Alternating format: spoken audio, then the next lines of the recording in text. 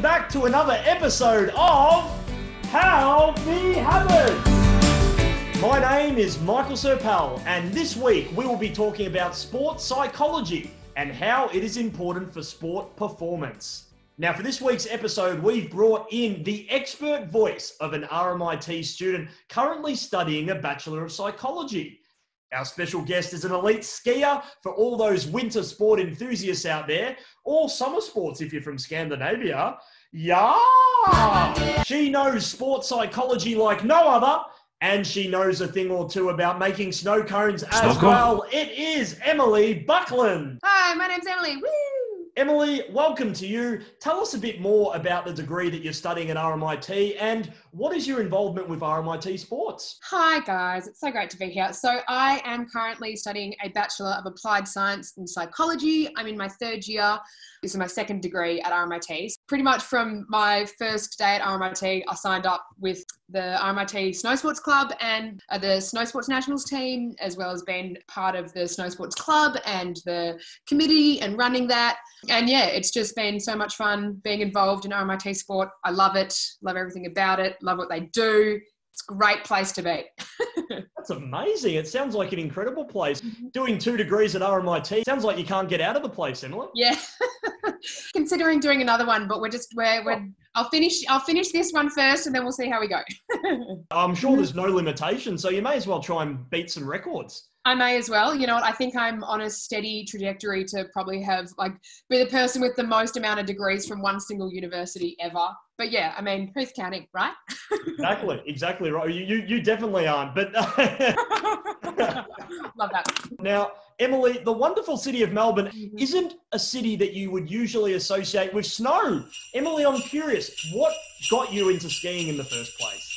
This is actually a really funny story. So my dad and one of his best mates from uni, they had a apartment up at Hotham that they shared. And my parents wanted to keep going skiing, but they didn't actually want to take us skiing with them. So they just chucked us into ski creche, then ski school. And eventually, because we're up there so often, we passed all the levels of ski school. So we were all right. And then our parents were like, no, we still don't actually want to ski with you. So the next option was race club.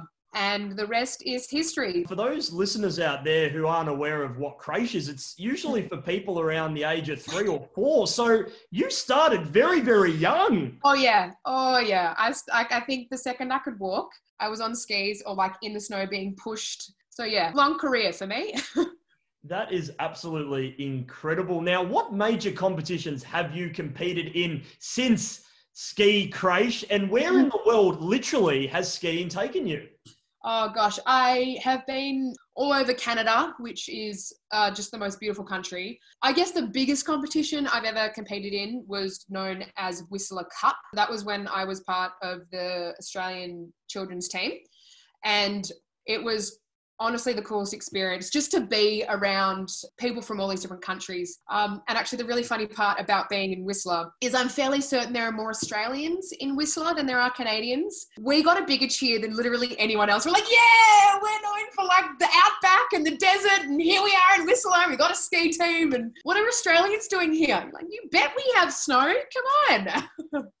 It was great. It was so good. I've got to ask you, for the competition, what kind of prize was the winning prize? Did you get a big lifetime supply amount of maple syrup? Oh, my goodness. That would be the absolute dream.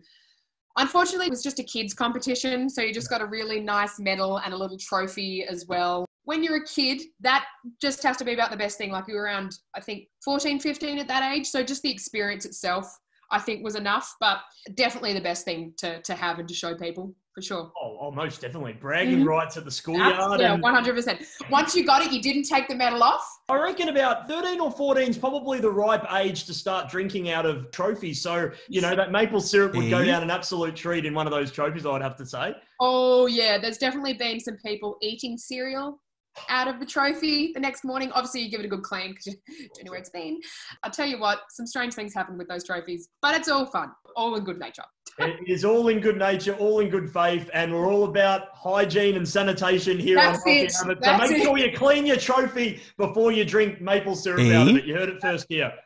Absolutely. Gosh, that's good, isn't it? Emily, what has been your greatest achievement to date as an elite skier? One of my most treasured accomplishments was actually when I was quite young. I think I was about 12 or 13. And I mean, most people might not have heard of her, but her name's Greta Small, and she's one of our best downhill ski racers at the minute. But she's my age, so I was always racing against her. It was always really difficult because, you had your mates who you were always skiing against, but there were people like Greta who were always just blitzing the field and doing really, really well.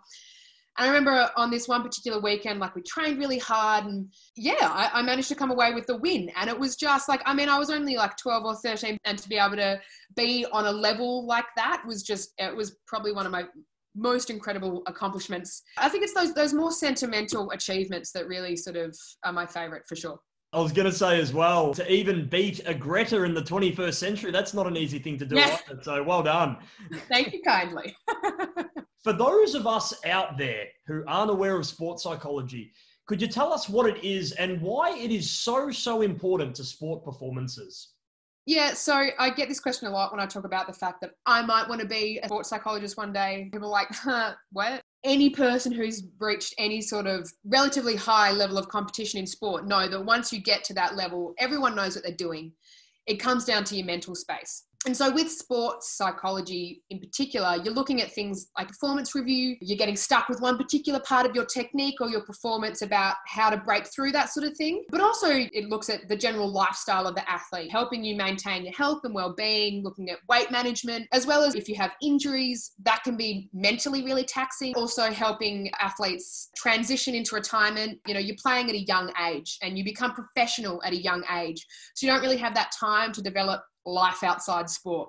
It's great, now I have the rest of my life to live and I don't really know what I want to do with it. And that can be a challenging thought. Pretty much anything to do with the brain and sports psychology covers. Once you get to a certain level of sport, as I said before, everyone knows what they're doing. You've practiced enough, and beyond that, it's about being able to manage your mental space. You've trained. Your body goes through the movements. It's second nature now. It's being able to make sure that you don't crack under pressure. You're able to handle yourself when things do go wrong, and that those sorts of things don't impede your performance. As you are looking towards a career in psychology yourself, Emily, what are some psychological strategies that you have used in the past to help you with your sport performance that may give some of our aspiring athletes listening out there the psychological edge they need? Mm-hmm. This is going to sound really, really backwards and really strange. Whatever you're doing, don't actually think about the technicalities of your movement or your sport whilst you're performing it. Don't think about it. Focus on something else completely different, which sounds so counterintuitive. When you are thinking about a movement and you start breaking it down, and in every single little section, if there's something to critique, there's room for error to slide in. And if there's room for error to slide in, error starts happening. But if you're just doing the movement, if you're at that level, you know what you're doing. Just let your body do it. You've trained that movement enough in so many different ways. But when you're performing, that is the time to just have fun. If you get too focused on the task at hand and you're too critical of your own performance, things start falling apart. Focus on the enjoyment of sport and being able to participate with friends or in a place that you love. That is so important, I think, rather than focusing on the specifics and critiquing yourself. Save that for later. Do that after the match or the game or whatever. Have fun in the moment, enjoy it, and just skyrocket. Here's hoping. Sport is so fun, and that's the thing we've got to remember, it's at its absolute purest form. It is one of the most fun recreational activities to do, and it's healthy for you, and that's why we promote it on this show. And one of the greatest AFL coaches once said, "Don't think, don't hope, do!" And it's true. Don't think about it. Just do it and just have fun with it. Yeah, I know. And I wish I knew that a little bit earlier in my career, because I was always the person that was always critiquing. But those times where I was actually just having fun and enjoying myself, like my experience last year at Uni Games, I was literally just there for a laugh and I did really well. So, the proof is in the pudding.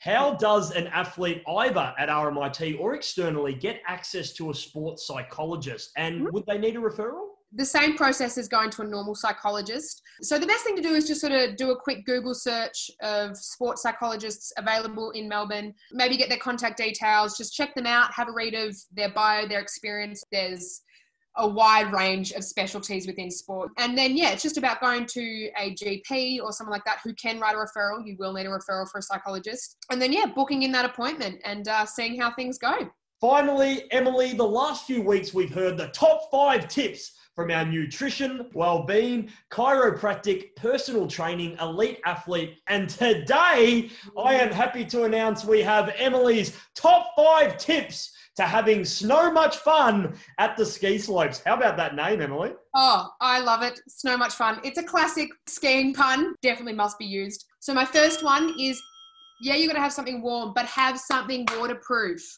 Oh my gosh. Being that our temperatures aren't super cold, things start to melt, so it gets wet.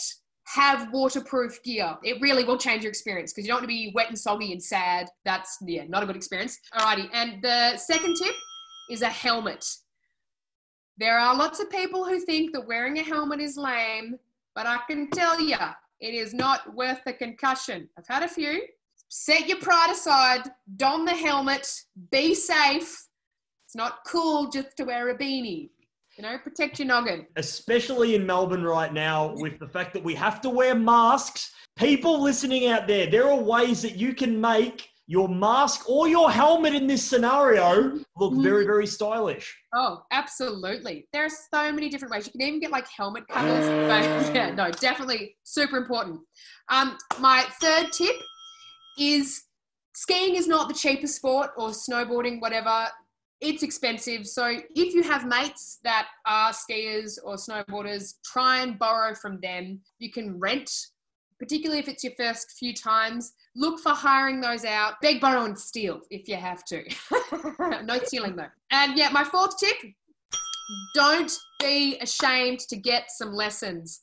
I've seen some pretty spectacular attempts of beginners up at Hotham, and more often than not, they don't end too well. I mean, skiing is a ridiculously dangerous sport.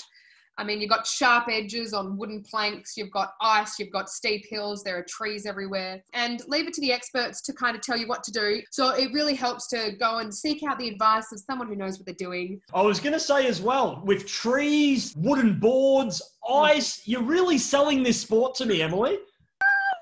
I know. Oh my gosh. It's so much fun. Nothing quite beats going ridiculous speeds down a mountain. It is so much fun, but please be careful when you're a beginner. Don't do that when you're a beginner. Anyway, my last tip, and this is absolutely my favorite, have chocolate. That is like my top tip for skiing or enjoying the snow. Chocolate. Chocolate. I cannot believe you mentioned chocolate, because a couple of weeks ago, we stressed the importance of eating chocolate and how good chocolate is as a snack to reward yourself. And oh my gosh, chocolate, you got to get it. It's not good for the zits, but it doesn't matter, because when everything else is cold outside and you put it into your mouth, it melts so beautifully. It's like a chocolate fountain. Oh my God, you've got me hooked. Yes, chocolate.